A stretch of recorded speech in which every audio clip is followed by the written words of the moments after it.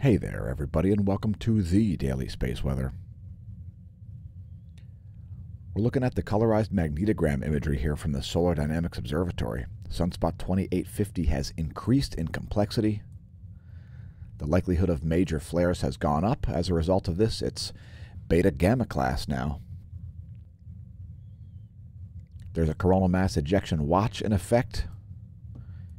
A bunch of filaments in between Earth and Sun. And Sunspot 2850 has indeed grown since yesterday's video. So if you want to see close-ups of this yesterday, go watch our video from yesterday. Significantly grown, especially on the leading South Pole umbra there, as you can see in the imagery. Also, there is an active region rising over here, not a sunspot. This one up here, not a sunspot either. And a bit of a sudden complexification of magnetic fields right in here as well. So quite a bit of activity happening in the southern hemisphere. Still only one named sunspot group, 2850. It's grown precipitously in the last few hours. Also, we do see the possibility of some coronal holes rotating into the Earth-facing zone here, and indeed they are. Looks like south and north pole oriented ones. We'll show you more imagery on that momentarily. These are south. These are north. So quite a bit of stuff going on here despite relatively low solar output. Here's a star chart, and here's a fun fact. Did you know that the sun is moving like this across the galaxy? Yeah, that's true, folks. It's moving away from Taurus and toward Deneb. Were you aware? This is Deneb, by the way. And we ask you, where were you when Cygnus rose? Where were you when Cygnus rose? Deneb, the most intrinsically bright object in the sky, at least visible from Earth. And if you're up before dawn, you may see Jupiter and Saturn and the Moon near the ecliptic. Here's a solar system diagram. Keep in mind, distances are not to scale, and neither are sizes. There's where things will be in a week on August 10th. Here's another series of images from the Solar Dynamics Observatory. This is ionized helium and iron, 304 and 171 angstroms. Splentacular imagery there.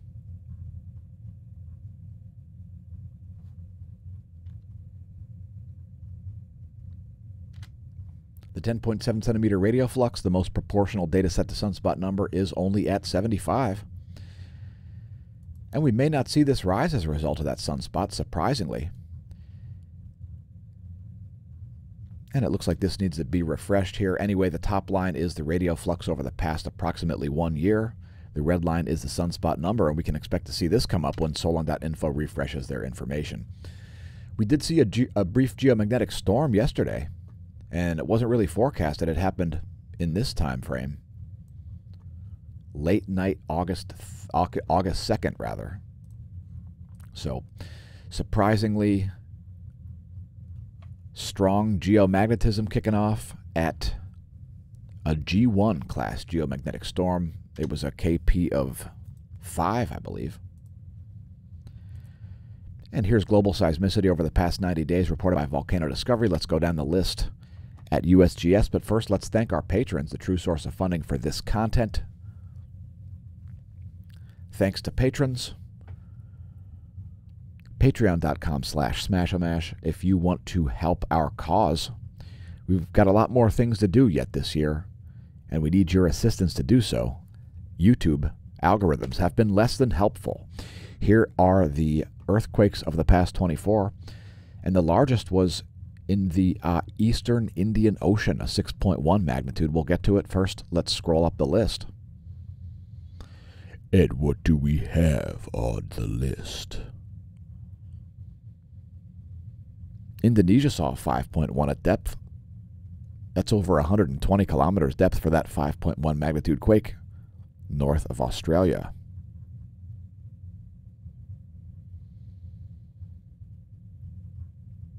Couple quakes there in Texas. They're pretty small magnitudes. Tonga saw a deep quake. And let's hope that 6.1 at India is not a foreshock. It did have a 5.8 magnitude foreshock. It looks like, oh, that was south of the larger quake. That 5.8 there happening on Indonesia. And then a 5.2 in that same spot. There's an aftershock from the 5.8.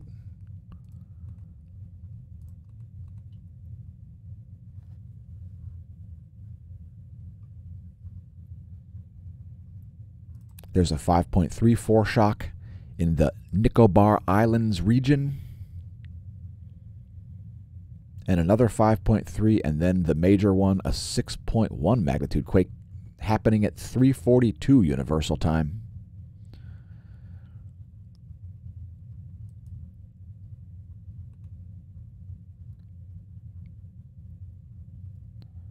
So that's the largest quake of the past 24, a 6.1 southeast of India. Here's one very far south as well, near the Antarctican continent / African plate boundary, a 5.1 magnitude. Deep quake near Fiji at a 4.6 and 567 kilometers estimated depth. That is a deep quake. And we've got some interesting volcanoes on the list here. And one of them is not erupting. Let's see what they've got. Shivaluch, 12,000-foot ash plume over Kamchatka from Shivaluch volcano. Suwanosejima, flight level 060. It's a 6,000-foot ash plume. Ulawun on the Isle of New Britain, part of Papua New Guinea. Unknown volcanic ash from it. Dakono exploding, flight level 070. It's a 7,000-foot ash plume. Samisa has intensified its erupting. Small eruptions producing minor ash deposits within the vicinity of the active north crater of Mount Cerberus, and ash clouds under 10,000 feet above sea level are typical of activity at Samisa. Aniakchak on the Alaskan Peninsula has been blowing ash around. However, it's not erupting. Its alert level remains at green. We like when they put one on the list that isn't erupting. It's because winds are blowing ash around and people are thinking it's erupting. Revenador exploding, producing a 14,000-foot ash plume over Ecuador. Sabancaya exploding, 28,000-foot ash plume produced by it over Peru. And Nevados de Chilean exploding. A 14,000-foot ash plume has been produced. And since you're not Steve Stimpak,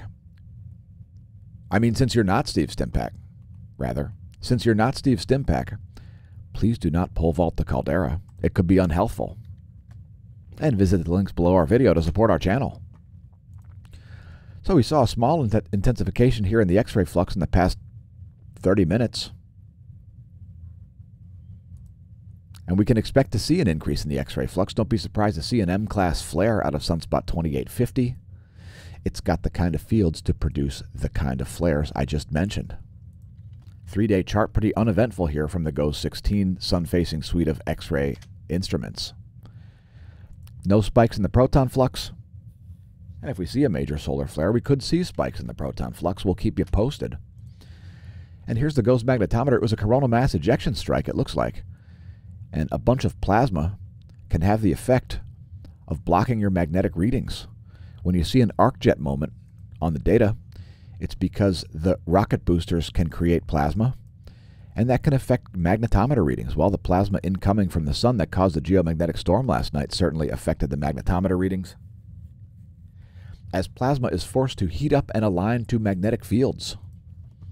Anyway, there's a 3-day chart, quite spiky here on the GOES magnetometer. Now, Earth has moved into a South Pole-oriented current sheet where we expect it to remain.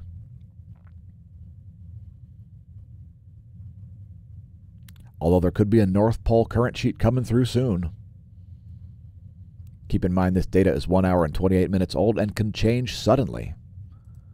And there you can see the Earth's potential field surface source line shown here in orange in this red South Pole-oriented current sheet. The same current sheet as stereo A. Here's a line-of-sight view of the same data, showing you a three-dimensional view of the current sheet. Yes, the sun is producing a current sheet, folks, as it's constantly expelling mostly hydrogen nuclei, solar protons. And here's the line of sight coronal hole plot. It shows you the sun's B field in blue. And we can see the coronal holes that we looked at earlier in the video here. South pole oriented ones in red, North pole oriented ones in green. And especially these over here, they're quite well defined. We can expect some geoactivity from them coming in about 5 days, especially if they remain as defined as they are. And here's our detected sunspot groups and flare watch. You can see sunspot 2850 there. Beta gamma class. Enough to cause a solar flare watch and a coronal mass ejection watch. So here you can see the KP got all the way up to 5. The KP index is a measurement of global geomagnetism for you new viewers out there. Current conditions are a KP 3. We've dropped back down to calm conditions. Now the real-time solar wind. And this is the coronal mass ejection strike right here. It's not a super strong signal, more like a glancing blow. And you can see shifts happening in the BTBZ, the phi angle, upticks in the solar wind density. And it was a pretty slow-moving coronal mass ejection. When you see the signal level out like this for the temperature, that's an indication. Also the phi angle and the BTBZ, they all leveled out at around that moment. This moment here, this was the end of the coronal mass ejection strike. Pretty weak, but this negative BZ component was sufficient to produce geomagnetic storm conditions. This is a strong field right here, 11, -8. BT of 11, BZ of -8. That's a strong BZ component, and that is what was the main source. Also coinciding with high density at 24.69 protons per cubic centimeter. Current conditions are about 5 3/4 protons per cubic centimeter, 5.77. Solar wind speed only 365 kilometers per second, pretty slow. Let's take a look at the geospace over the past 4 hours as modeled by the Space Weather Modeling Framework. And we've got quite homogeneous magnetohydrodynamic pressure here surrounding planet Earth. Similar pressure on the bow shock and magnetotail sides. Of course, the bow shock would be off to your left. That's the portion of the planet facing the sun. That's 4 hours of data from University of Michigan Geospace Model V2.0. And here are ground magnetic perturbations, and we're showing the poles here. And once again, shout out to Eugene Bagashov. Let's do a video about the North Poles, or as you call them, the North Pole, the polar excursion, and so on, instead of arguing about it in the YouTube comments section. Anyway, that's 4 hours of data of ground magnetic perturbations, geospace delta B. Here is the flattened view. And once again, we're seeing major perturbations here in places besides the South Geomagnetic Pole. So the South Geomagnetic Pole, even Eugene will agree, is someplace around here. And we're seeing significant magnetic perturbations way over here, which would usually be associated with the pole. But in any case, there you go. There's 4 hours of data of geospace delta B. Changes to Earth's B field. Your other geospace magnetosphere movie. By the way, congratulations on realizing that our channel exists. Don't forget to check our other videos in the playlists, youtube.com/smashamash/playlists, and so on. We put out like 6 videos yesterday, so check them out. And we even talked about Putin's pole. We're also on Twitch. We'll be streaming live today for our meteorology segment, twitch.tv/smashamash. We're also on BitChute. There is exclusive content over there. Check it out. Today's cosmology segment's integrated into the daily space weather video. Now, we didn't pick up this one yesterday because we had too many things to do. However, we've got a fantastic one from yesterday. It's a Hubble deep field view along with piano notes to accompany the distance of these distant galaxies. So there's a distant galaxy at 10 billion light years. And here's a closer galaxy at 5.9 billion light years. That must be a large galaxy. Here's one at 9.6 billion. That's a local star in the Milky Way. There's one at 5.7 billion light years. Here's one at 8.9 billion light years. There's one at 12.3 billion light years. So a pretty cool like little zoom in / visualization there. Super fun. Check it out. apod.nasa.gov. Now we haven't picked a random number. We're looking at Cygnus X3 once again because Cygnus X3 is just about to move out of its X-ray quiet state. You can see here it's right on the 0 line. And the 0 line is way down here in its 16-year chart. We're trying to get some radio astronomers to fix their radio telescopes on Cygnus X3 high-mass X-ray binary before it goes back into an X-ray loud state. We want to see it transition from an X-ray quiet state into an X-ray loud state. I'm sure there are insights not yet understood about this high-mass X-ray binary. And on a related note, make sure you follow us on Twitter. If you haven't, we've only got 158 followers over there. Twitter.com/smAshomash. You can find all of our social media accounts at YouTube at smAshomash.com. You'll be redirected to smAshomash.com by typing in smAshomash.org. And today's astronomy picture of the day is a fireball whose trail remained in the sky for a half an hour. Is it a Perseid? I think it's a Perseid. Anyway, great view of that and the Milky Way galaxy. It is a Perseid fireball. If you want to look at this yourself, head to apod.nasa.gov. Great imagery there of the Milky Way galaxy and a Perseid green and blue and purple fireball. Good times. And if you want to look up Astronomy Pictures of the Day archive, there's a link on every Astronomy Picture of the Day. Just click on Discover the Cosmos, and you'll find that page right there. Good times. And again, don't forget to check our playlists, youtube.com/smAshomash/playlists. This is Uranus's pole. It's Uranus's polar environment. And what's interesting about Uranus's pole is that one of its poles is oriented directly toward the sun, oriented on the ecliptic plane. And the other pole is constantly moving around, as you can see in this imagery here. Those arrows all represent the opposite pole. Yes, Uranus is on its side. Get your head out of Uranus if you don't know about it and watch yesterday's cosmology segment. It was not integrated into yesterday's daily space weather video, so check out our playlists. Let's get to charging hazards for satellites. We see some minor ones here over the Western Caribbean, Central America, Mexico, and North Central Pacific. And those electrons have an easy time charging up satellites on the surface, especially here is the greater than 2 mega electron volt electron flux over the past year from Solon.info. Here's the 3-day chart, and we're in fairly moderate levels here once again. Nothing to write home about there. Here's the forecast model, and we're expecting fairly flat levels of electron flux as forecast by NOAA. Not Nova, NOAA. And next, a diagram of the atmosphere. This is just showing you where the Van Allen belts are and so on. There are the inners, and there are the outers.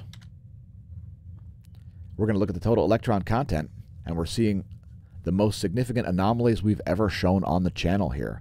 Massive anomalies coming in here starting south of the Indian Ocean, south of Africa, south of the Atlantic Ocean, and south of South America.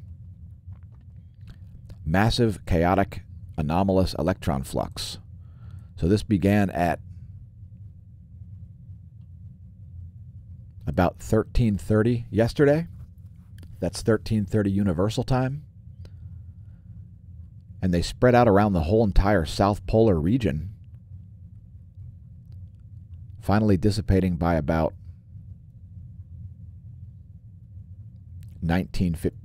2000. So from about 1:30 until about 8 p.m. Universal Time, there were massive electron anomalies here,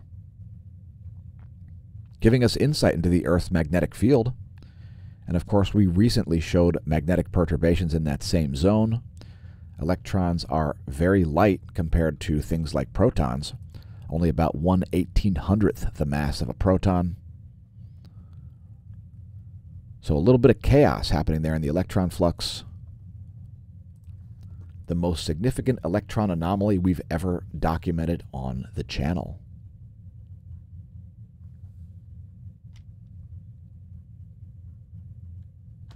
And here's a diagram of the atmosphere. Feel free to pause the video if you need to. We're going to show you the F ionosphere next, as well as anomalies. So we've decided to pick up another section here where we're showing both the current data and the 30-day anomaly in megahertz. So here's the current data in megahertz, millions of vibrations per second.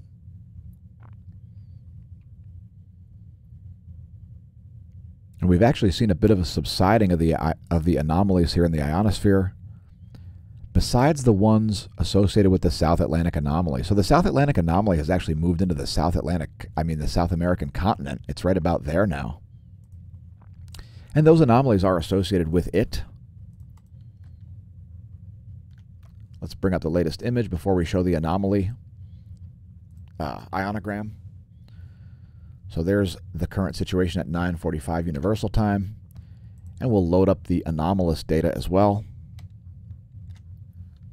So this is the anomaly in megahertz from the 30-day median.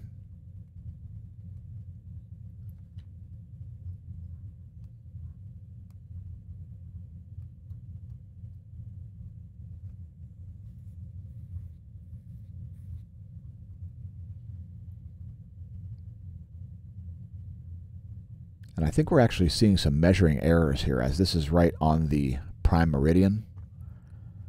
And I doubt the ionosphere is lining up that much at the prime meridian. But in any case, there's the data. This is all provided by Australian Government Bureau Meteorology. And let us know if you like or dislike this section in the comments. The ionosphere anomaly imagery, here's the latest image from that. So there's the current situation, and it's not very anomalous at the moment. I would tend to agree. And we just streamed another great meteorology segment. Make sure you check that out if you haven't. It's on our playlist, youtube.com/smashamash/playlists. Here's the latest imagery from Lermouth, and let's make sure it's the latest. It's looking like it's nearly an hour old. We'll refresh this. And indeed, that is actually the latest data. So here's the main source of our coronal mass ejection watch. This filament right here. It's looking like it's already becoming a little bit active there. Sunspot 2850 is this sunspot right here. Again, it has grown since yesterday.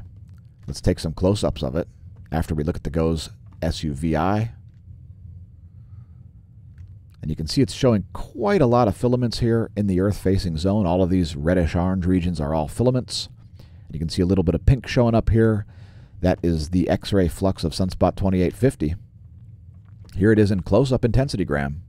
You can see it's quite a bit bigger and more defined than yesterday. Here's the colorized magnetogram.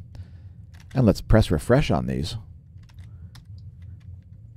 because that was what I saw during show prep, and here's what I'm seeing now.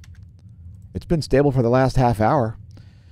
And again, don't be surprised to see major flares, coronal mass ejections, etc. from that. And last but not least, here's 304 angstroms, the southern hemisphere. And Smash staff and I would like to thank all of you viewers. We could do it without you, but we probably wouldn't, so thanks for tuning in. And may that solar wind be at your back.